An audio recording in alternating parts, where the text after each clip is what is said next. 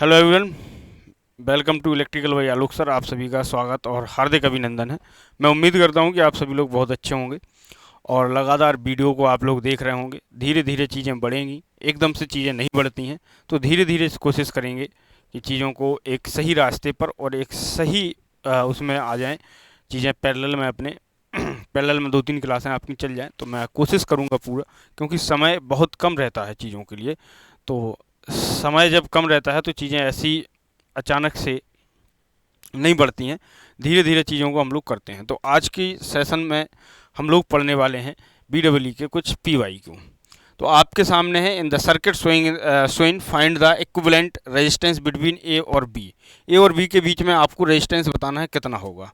तो ए और बी के बीच में जब रेजिस्टेंस निकालेंगे तो आप देखिएगा, सवाल इस तरीके के सवाल अक्सर आते हैं SSC में, और इस तरीके के सवाल अक्सर आपको अन्य परीक्षाओं में भी पूछे जाते हैं। तो आप देखेंगे 50, 20 और 70 कितना हो गया, 100। कितना हो गया बेटा, 100। अगर मैं आपसे कहूं कि इसका पैरेलल निकालो, तो बहुत सारे लोग इसका पैरेलल निकालेंगे, फंस जाएंगे।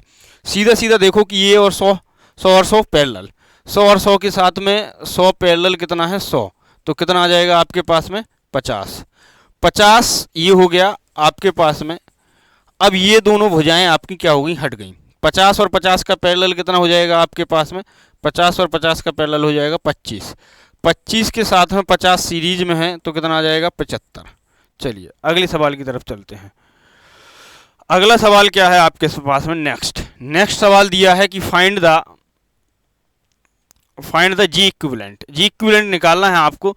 और जी इक्विवेलेंट जब हम निकालते हैं बेटा, तो हमेशा याद रखिएगा कि आपके पास में आर का अपोजिट होता है जी। जिस तरीके से सीरीज में आर जुड़ेगा, उसका अपोजिट तो जी दिया होगा तो पैरेलल में हो जाएगा। और अगर आर सीरीज पैरेलल में होता है तो आपके पास में जी सीरीज में जुड़ता है, क्योंकि आर जो है, जी जो है आपके पास में 1/r होता है, जिसको हम बोलते हैं कंडक्टेंस। ठीक है, जिसका मात्रक होता है महो या फिर साइमन। ठीक, तो आप 5 और 20 किस में दिख रहा है, सीरीज में। ठीक, तो ये कैसे जुड़ेंगे, पैरेलल। तो 20 गुणे 5/25, तो 5 25, 5 चौको 20, 4 आ गया। 4 और 6 किस में हो गए आपके, पैरेलल में। तो कैसे जोड़ेंगे, 4 + 6 सीरीज में, कितना हो जाएगा, 10। कितना हो जाएगा, 10। अगला देखिएगा, अगला सवाल देखिएगा जरा सर, अगला सवाल देखिएगा।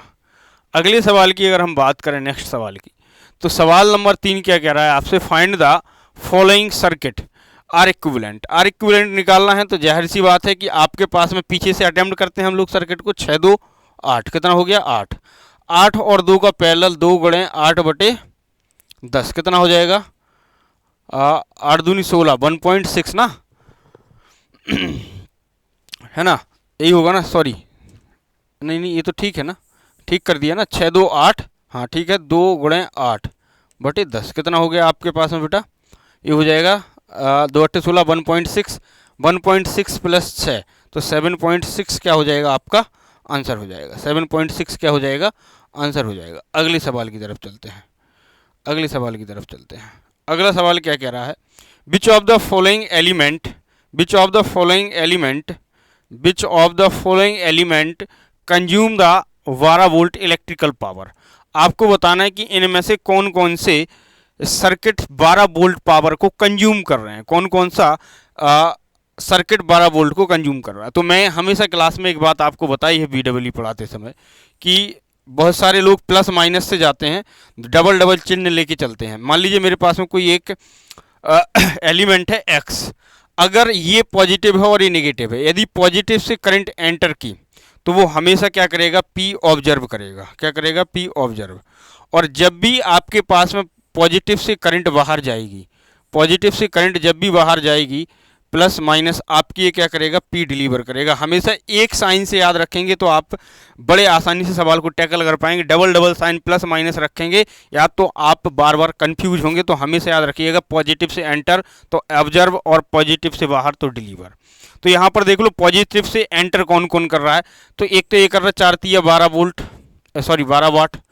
ठीक, ये क्या करेगा, नेगेटिव से एंटर कर रहा है, यानी कि पॉजिटिव से बाहर कर रहा, तो ये तो 6 दूनी 12, ये क्या करेगा, P डिलीवर करेगा।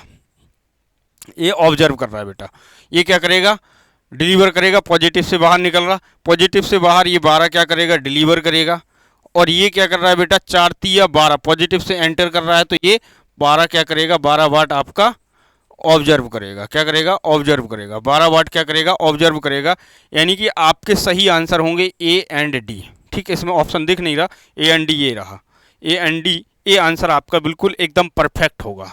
चलिए अगले सवाल की तरफ चलते हैं बिना किसी रुकावट के। चलिए बढ़िया सवाल आया है, मस्त एकदम ज़बरदस्त। आपसे कहा गया phasor diagram of the load is flow followings, what will be the load components. कौन कौन से कंपोनेंट होंगे लोड में, आपको फेजर डायग्राम दे दिया गया।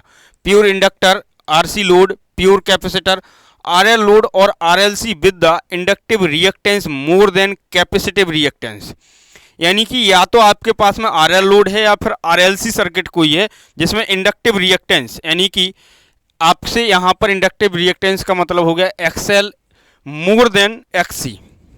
ठीक, या तो ये कहा गया है, ठीक, या फिर प्योर इंडक्टर। तो ये हमेशा याद रखिएगा कि आपके पास में आर एल सी तीन चीज़ें हैं, तीन आपके पास में एलिमेंट होता है। आर कहता है कि वोल्टेज और करंट सेम फेज में, एल कहता है कि मैं वोल्टेज को क्या कराऊंगा, लीड कराऊंगा, लेकिन करंट को क्या कराऊंगा, लैग कराऊंगा। ठीक है, कितने डिग्री, वो भी 90 डिग्री। और ये कहता है कि मैं करंट को क्या कराऊंगा, लीड कराऊंगा, वो भी कितना, 90 डिग्री। ठीक है, ये तीन चीज़ें हैं। अगर ये प्योर है तब, अगर ये प्योर है तब, अगर प्योर नहीं है तो आपके पास में ऐसा नहीं होगा। अगर ये प्योर है तब, जरा देखिएगा, अगर मैं आपसे कहूं कि what will be the load components, what will be the load component, load component क्या होंगे, तो मुझे जरा ध्यान से देखिएगा जरा सल।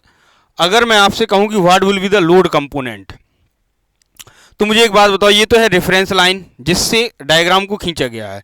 रेफरेंस लाइन से 10 डिग्री क्या है, आगे है आपकी करंट, और रेफरेंस लाइन से ही आपके पास में 55 डिग्री है आपके पास में वोल्टेज। और अगर मैं पूछूं कि करंट और वोल्टेज के बीच में कितना एंगल है, तो 55 माइनस 10 कितना आ जाएगा आपके पास में, 45 डिग्री। देखो ये प्योर तो नहीं है, ना तो प्योर इंडक्टर है, इंडक्टर है ना तो इंडक्टर है, ना आपके पास में ये आरसी लोड है। ठीक है, ना तो ये आरसी लोड दिखाई दे रहा। अगर आरसी होता तो करंट को क्या कराता, लीड कराता। ठीक है, प्योर इंडक्टर होता तो ये 90 डिग्री करंट को क्या कराता, लैग कराता। प्योर कैपेसिटर होता तो 90 डिग्री कराता, तो ये तो नहीं है। 100% इसमें क्या है, आरएल लोड या फिर आरसी लोड है जिसमें इंडक्टिव रिएक्टेंस आपका ज़्यादा है, क्योंकि करंट लैग कर रही है कम से कम आपके पास में 45 डिग्री, किससे, वोल्टेज से। तो आंसर नंबर डी आपका एकदम करेक्ट होगा, आंसर नंबर डी एकदम करेक्ट होगा। ठीक है, आंसर नंबर डी एकदम करेक्ट होगा। नेक्स्ट है आपके पास में कि आपको बताना है दिए गए सर्किट में identify the source that has be flowing symbol. तो आपको बताना है कि दिए गए सर्किट में ये कौन सा सोर्स है। ठीक, अगर मैं हाँ आपसे कहूँ कि ये है करंट कंट्रोल करंट सोर्स, ठीक, तो हमेशा याद रखिएगा ये करंट सोर्स तो है आपके पास में, करंट सोर्स तो है, एरो का मतलब है करंट सोर्स है, एरो का मतलब है ये करंट सोर्स है। अब करंट सोर्स किस पे डिपेंड कर रहा है बेटा, वोल्टेज के ऊपर, क्योंकि ID बराबर GVC दे रखा है।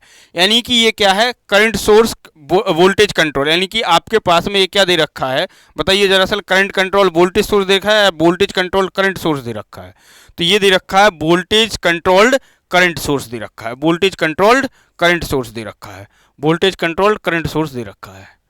अगले सवाल की तरफ चलते हैं। अगले सवाल की अगर मैं बात करूं तो अगला सवाल काफ़ी जानदार और काफ़ी शानदार दे रखा है। आपसे कहा गया है कि इसमें 1 वोल्ट बताइए 1 ओम के अक्रॉस कितना वोल्टेज होगा, 1 ओम के अक्रॉस कितना वोल्टेज होगा। तो इसको कई तरीके से आप कर सकते हैं, कई तरीके से।